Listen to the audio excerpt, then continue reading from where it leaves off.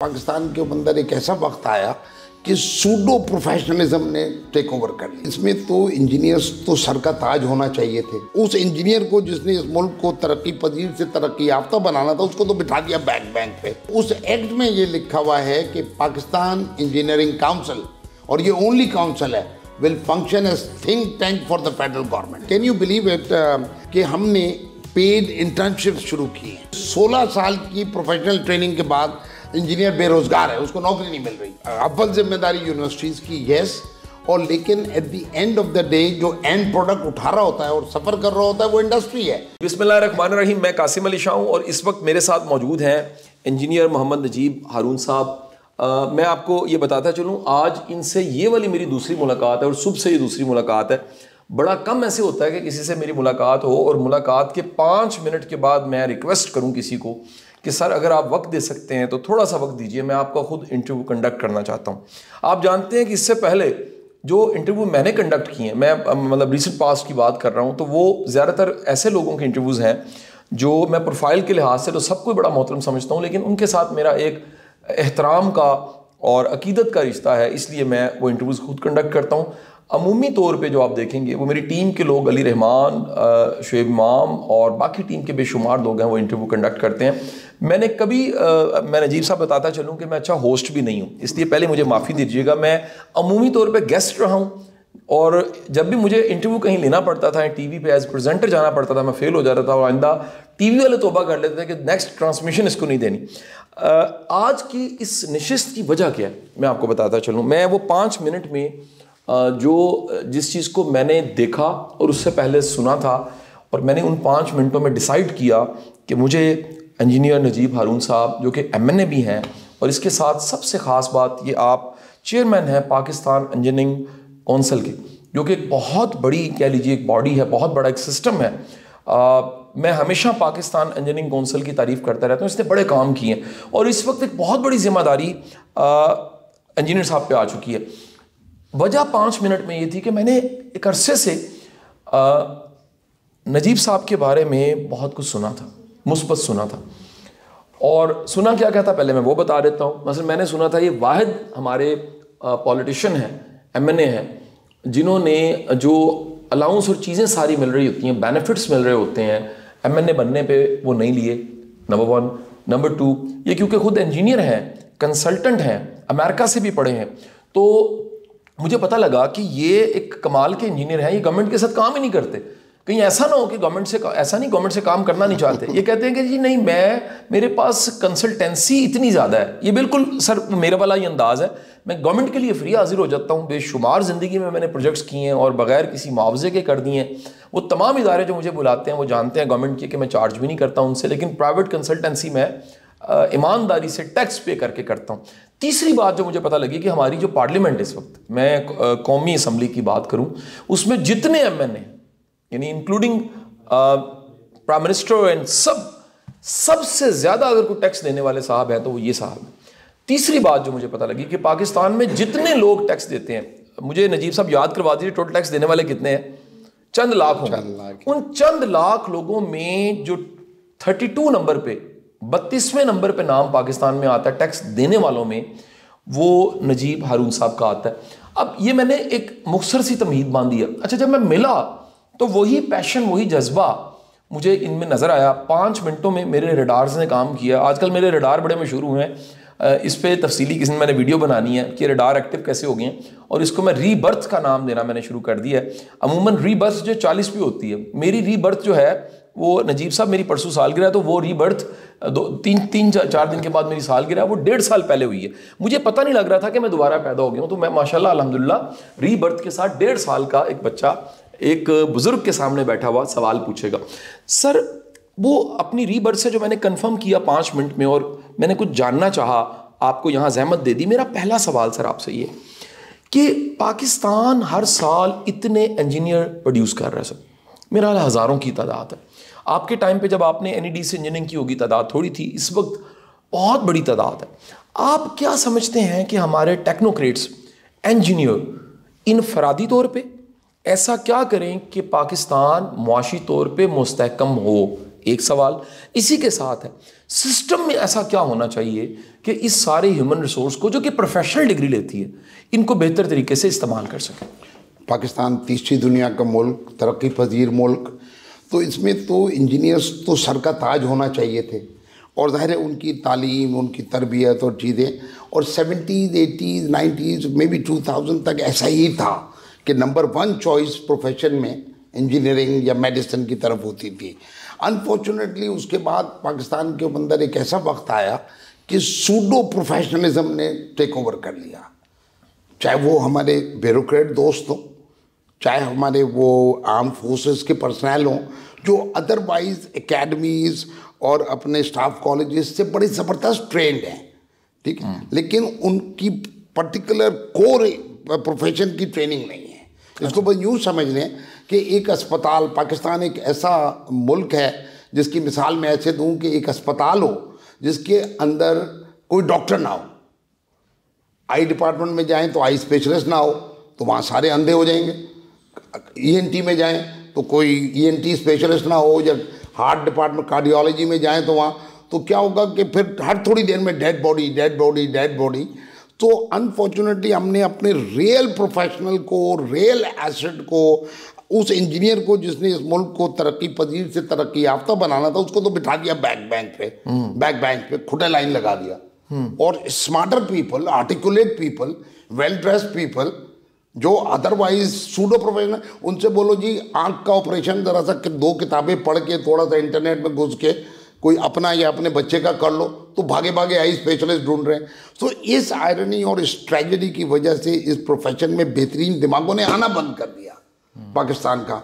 तो मुझे ये खतरा लाहक हुआ, और ये मेरा एक रियल फियर है कि पाकिस्तान क़यामत तक फिर तरक्की नहीं कर सकेगा अगर बेहतरीन बच्चे, बेहतरीन बच्चियां, बेहतरीन दिमाग इस तरफ माइल ना हो। तो मैंने ये बेड़ा पाकिस्तान इंजीनियरिंग काउंसिल का भी उठाया है और इसमें करेक्शन लगा रहा हूँ। करेक्शन क्या है कि एंट्री एग्ज़ाम में भी बेहतरीन बच्चा आए, चाहे हमें उसको स्कॉलरशिप देनी पड़े, जब आ गया तो उसको भी हम स्कॉलरशिप्स दें ताकि वो फिर उसके प्रोजेक्ट्स को फाइनेंस कर रही है Pakistan engineering council. Pakistan engineering council जो एक ऑटोनमस बॉडी है और अल्लाह की मेहरबानी से इसके पास रिसोर्सेज हैं, तो फाइनल ईयर ताकि वो रिसर्च करे, डेवलपमेंट करे अपने प्रोफेसरों के साथ मिलके। तो आज जाके हम फंस गए हैं ना, वहाँ फंस गए हैं कि अब हमारे पास डॉलर नहीं है, क्योंकि हम इंपोर्ट कर, ये इंपोर्ट वो इंपोर्ट सारा। तो इसको तब्दील करने के लिए मैं समझता हूँ कि पूरी पाकिस्तानी कौम को अपने इंजीनियर को निजात दहिंदा, क्योंकि ये जो आज जितने इश्यूज़ हैं ना कासिम साहब, चाहे पानी नहीं है, चाहे बिजली नहीं है, चाहे इंफ्रास्ट्रक्चर कोलैप्स कर रहा है, चाहे फूड सिक्योरिटी का इशू है, ये सारे इंजीनियरिंग प्रॉब्लम्स हैं और इसके इंजीनियरिंग सॉल्यूशंस हैं। तो इंजीनियर्स को हमें वो कोर इंजीनियरिंग एरिया सौंपने, फॉरेन पॉलिसी बनाने वाले बनाएं, ठीक है सर, इंटीरियर की पॉलिसी बनाने वाले बनाएं, फाइनेंस की पॉलिसी बनाने वाले बनाएं, बैंकर्स चलाएं, ठीक है, अस्पताल डॉक्टर्स चलाएं, लेकिन जो कोर इंजीनियरिंग एरियाज हैं जिससे 22-23 करोड़ लोगों की ज़िंदगी वाबस्ता है, वहाँ पर सही फैसले सही सिमत के अंदर होना शुरू होंगे तो वो दुरुस्तगी होती चली जाएगी। अच्छा सर, मेरा दूसरा सवाल मैं एक प्रॉपर रेफरेंस के साथ ये कोट करना चाहूँगा। ये एक रेफरेंस गूगल पे भी मौजूद है और रेफरेंस ये है, इंजीनियरिंग में एक सॉफ्टवेयर इंजीनियरिंग फील्ड आ चुकी है, उसकी टॉप स्किल्स जो चाहिए वो बताई जा रही हैं कि बैकएंड डेवलपर होना चाहिए, जावा स्क्रिप्ट होना चाहिए, उसको रिस्पॉन्स देना आना चाहिए, उसकी टाइपिंग स्किल्स इस तरह की होनी चाहिए, उसके साथ उसकी इस 2-3 सॉफ्ट स्किल्स भी मेंशन है। मैं सर इसमें से सिर्फ सॉफ्ट स्किल्स को उठा रहा हूँ। आपको नहीं लगता कि हम ये जो 25-30 हज़ार इंजीनियर्स बच्चे निकाल रहे हैं, इनको सर वो स्किल्स जो कम अज़ कम, मैं टाई कोट की बात नहीं कर रहा, मैं कम अज़ कम वो स्किल्स की बात कर रहा हूँ जो टेक्निकल स्किल्स के साथ चाहिए।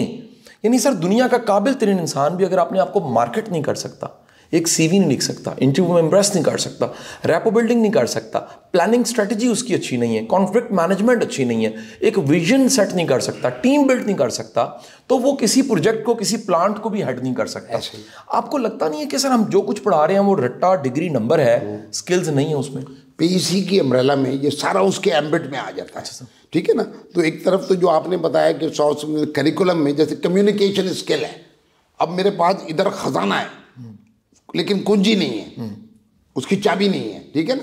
तो कम्युनिकेशन की स्किल, प्रेजेंटेशन की स्किल, इसके साथ साथ ये जो आजकल कमर्शियल वर्ल्ड है, हर जो फैसला हम करते हैं उसको कमर्शियली इवैल्यूएट होता है कि भाई ये वायबल है कि नहीं है। तो ये भी करिकुलम के अंदर इंजीनियर्स के we are working on that. और दूसरी बात जो आपने बताई कि आज के दौर के अंदर जिसमें हमको फ्रॉगिंग करनी है, हॉप करते हुए आगे जाना है, तो ये जो सॉफ्टवेयर और रोबोटिक्स और ये, तो ये एक तरह की वोकेशनल है, जो वोकेशनल टाइप ट्रेनिंग, कि हमें उन बच्चों को उस हथियार से लेस करना है जिसके अंदर वो ज़रूरी नहीं है कि वो बहुत ज़्यादा हाफिजी हो, ठीक है ना, लेकिन वो उन सॉफ्ट स्किल से लेस हो शॉर्ट टर्म ट्रेनिंग्स के ज़रिए, ताकि हम अपने इंजीनियर्स की थोड़ी सी वो करा के training through different academies and all. So we are working on all these areas with the spirit कि उसको हम इतना कॉन्फिडेंस और उसकी सेल्फ एस्टीम की बिल्टअप करें इंजीनियर की, कि वो अपने आप को कैरी कर सके और अपनी बात जो टेक्निकली साउंड होगी उसको आर्टिकुलेट भी कर सके, ताकि कोई उसके बात को मिसाइल इधर से उसने चलाया, दूसरा उसको शूट कर देता है कमर्शियली।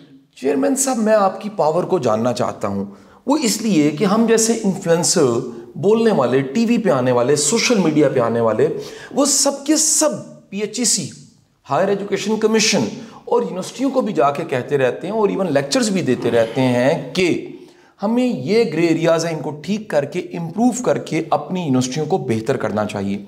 मैं दुख के साथ कहूँगा कि वो NED जहाँ से आप पढ़े हैं, वो UET जिसमें मेरे कुछ साल गुजरे हैं, वक्त के साथ साथ ये यूनिवर्सिटियाँ मज़ीद बदतरीन हालतों में चले गई हैं। रिसोर्सेज ज़्यादा हो गए हैं, PhD ज़्यादा हो गई हैं, वहाँ पढ़ाने वालों की तादाद ज़्यादा हो गई है, लेकिन इंफ्रास्ट्रक्चर कमाल का हो गया है। बसें देखें तो कमाल हो चुकी हैं, लाइब्रेरियाँ देखें तो डिजिटल हो चुकी हैं।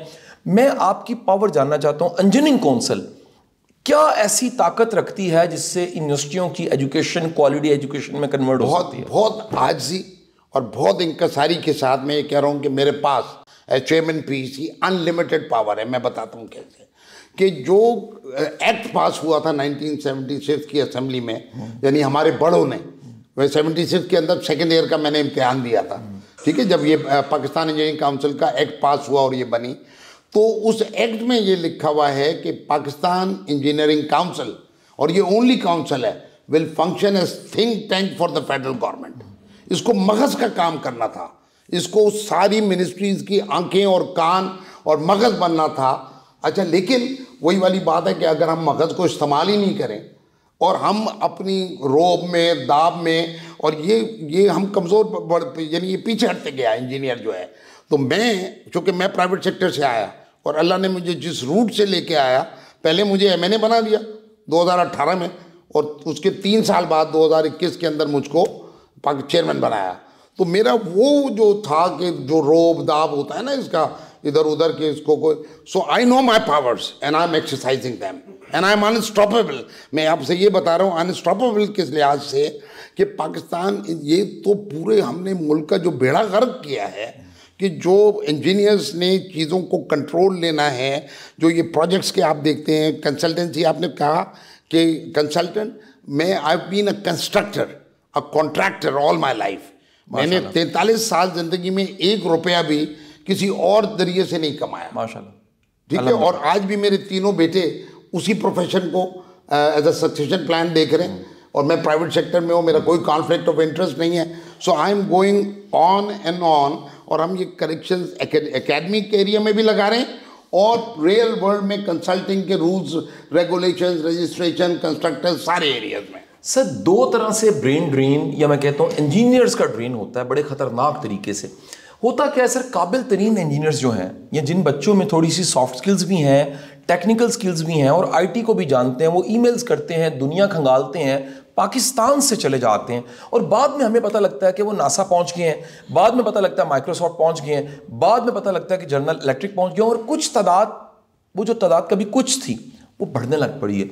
ये उन बच्चों की है जो मुकाबले का इम्तिहान पास करते हैं, ना वो अच्छे इंजीनियर साबित होते हैं, और बड़ी माफ़ी के साथ मैं कई ऐसे ऑफिसर्स को जानता हूँ जिनका बैकग्राउंड इंजीनियरिंग है।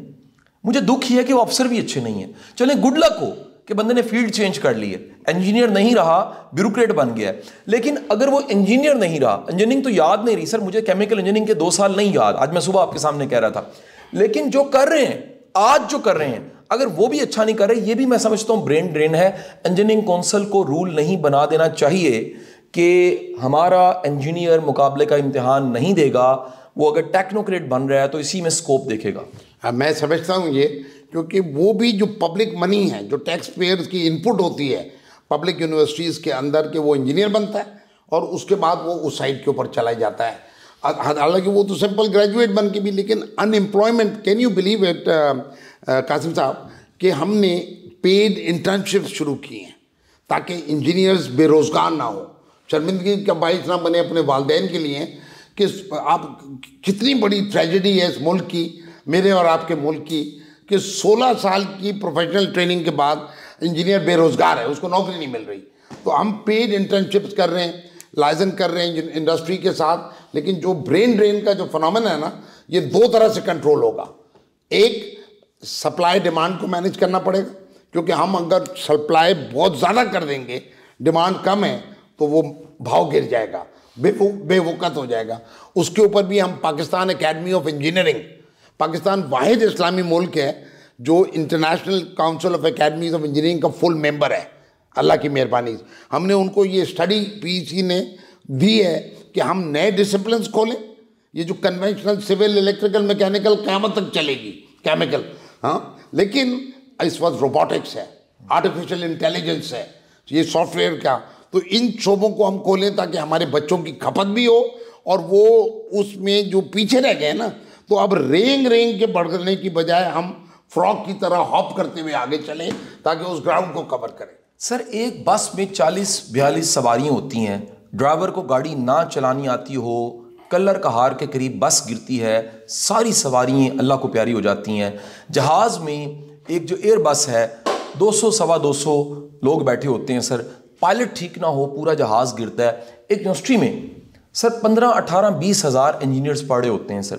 आप समझते हैं कि एक वाइस चांसलर को रवायती इंजीनियर पढ़ाना, कुछ पेपर लिखना, कुछ जर्नल्स में छपना, एक पीएचडी और उसके बाद किताबों को हाथ भी ना लगाना, कोई लीडरशिप का स्किल्स का ना होना, किसी विजन के बगैर इस सीट पे आ जाना, क्या इंजीनियरिंग काउंसिल को इंटरफेयर नहीं करना चाहिए कि वीसी वो होना चाहिए जिसके पास लीडरशिप स्किल्स हैं? अच्छा, ऑलरेडी हमने इंटरफेयर कर लिया है। हमने प्रोफेसर बाय प्रैक्टिस, फर्ज कर लें आपने कभी लेक्चरर भर्ती नहीं हुए या मैंने कभी यूनिवर्सिटी में, लेकिन अपने प्रोफेशन में मैं अचीवर हूँ, ये इंटरनेशनल फिनोमेना है।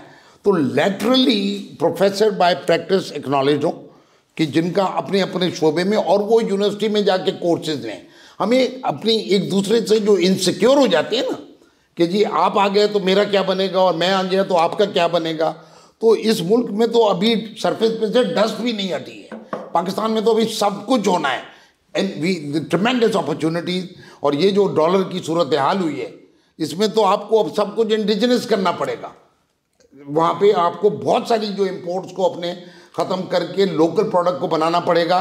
तो हमने जो प्रोफेसर बाय प्रैक्टिस इंट्रोड्यूस किया है कि जो अचीवर्स हैं, प्राइवेट सेक्टर से हैं, कॉर्पोरेट सेक्टर से हैं, पब्लिक, वो भी यूनिवर्सिटीज़ में जाके बच्चों को, ताकि वो रोज़ अपने प्रोफेसर को घर की मुर्गी दाल बराबर वाला हिसाब है कि देखने की बजाय आप जैसा आदमी जो अचीवर है वो जाके एक कोर्स भी कंडक्ट करे, तो वो जो इनकलकेट करेगा उस बच्चे को जिन बना देगा, उस बच्ची को। सर, इस वक्त दुनिया में इंडस्ट्री एकेडमिया लिंकेजेस सबका मसला है, लेकिन पाकिस्तान में इंडस्ट्री एकेडमिया लिंकेजेस में हमेशा एक ही कमेंट आता है, एकेडमिया कहता है इंडस्ट्री का काम है, इंडस्ट्री कहती है एकेडमिया का काम है। मेरे मुताबिक, मैं अपनी राय दे देता हूँ, मेरी राय को सेकंड कीजिएगा या रद्द कर दीजिएगा और बात को आगे चला लीजिएगा।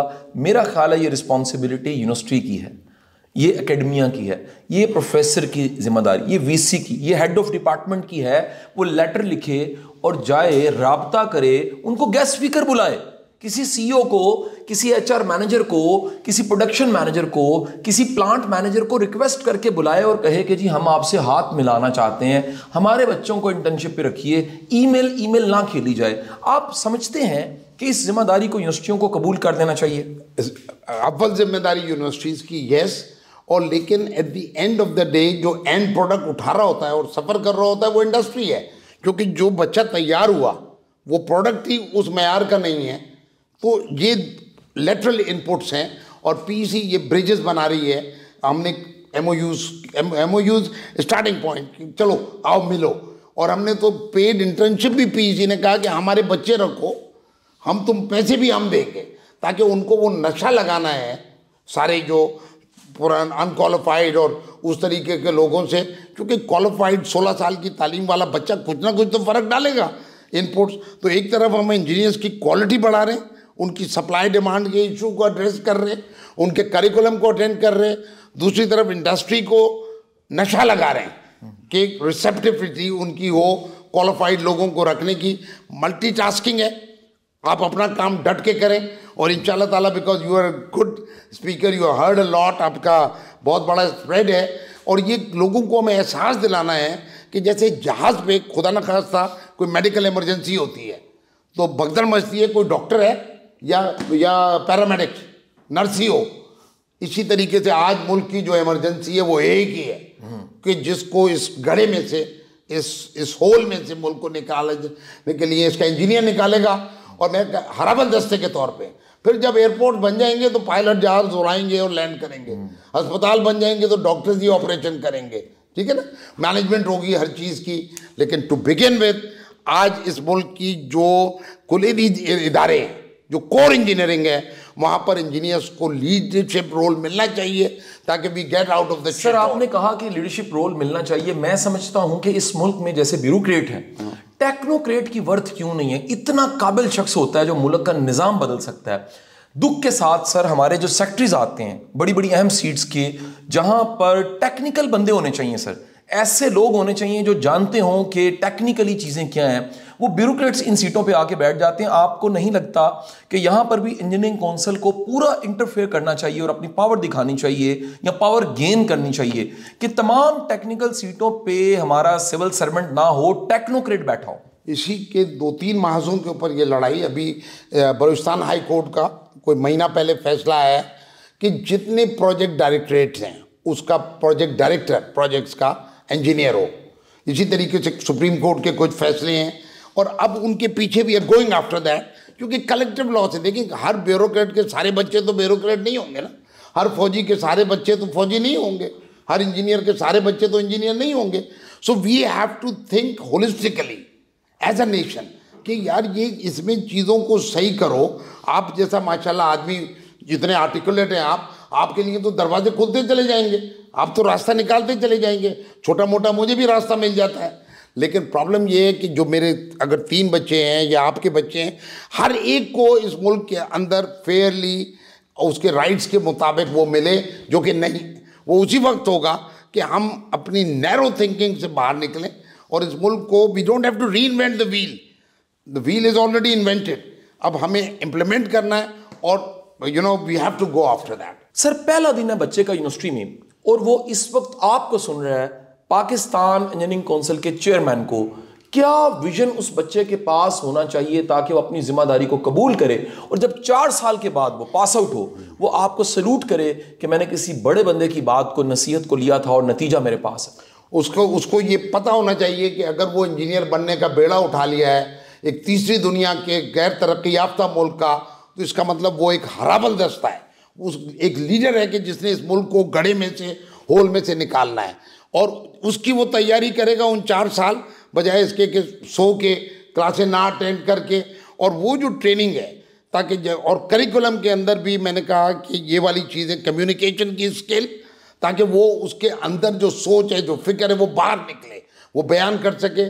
प्रेजेंटेशन की स्किल, आज के दौर में how can you present your self, how can you articulate your thoughts. उसके बाद जो सबसे इंपॉर्टेंट है, आजकल कमर्शियल वर्ल्ड है, हर केस आपको कमर्शियली लड़ना है। आपने बहुत अच्छी डबल रोटी बनाई, उसमें विटामिन ए से लेके जेड तक है, लेकिन उसकी कुव्वतें खरीद में ही नहीं आ रही किसी की। ये जो हमने बिजली बनाई इतने दिनों, आज उसको कोई खरीद ही नहीं पा रहा, तो चोरी कर रहा है या कुछ ना कुछ कर रहा है। तो हम at the end of the day उसके अंदर ये जो सारे इश्यूज़ के अंदर, सो हमें as leaders all of us have to, engineers particularly, और वो बच्चा मुझे यकीन है कि मैं ये 2 साल, पौने 2 साल मेरे बाकी हैं, मैं ये ट्रेंड सेट कर दूंगा कि वो बच्चा जब इस उम्र को पहुँचे और इधर कुर्सी पे बैठे तो पाकिस्तान इंशाल्लाह उस वक्त एक तरक्की याफ्ता मुल्क हो। चेयरमैन साहब बहुत शुक्रिया। Thank you very much.